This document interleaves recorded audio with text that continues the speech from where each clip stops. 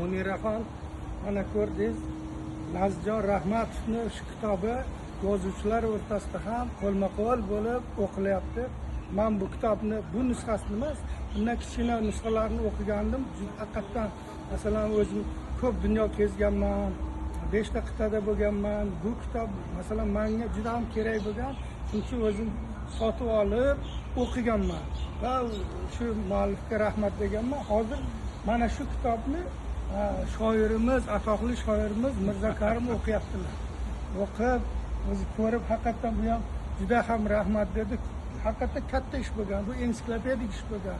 Ijodingizga baraka tilaymiz. Umringiz uzoq bo'lsin, Laziz aka. Ustoz, domla mana yetib keldi. Nima deydi? Kitob yetkazib beruvchi bo'lib qoldi. Mana Muniraxon singlimni so'rashgan.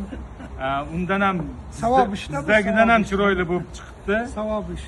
Kundan kunga shuhrati ham ortib boryapti, chiroyi ham ortib boryapti. Albatta shunga yarasha mazmuni ham, mohiyati ham kuchli. Mana ustozlar ta'riflashdi. Biz ortiqcha so'z gapira olmaymiz. Laziz aka, sizga rahmat.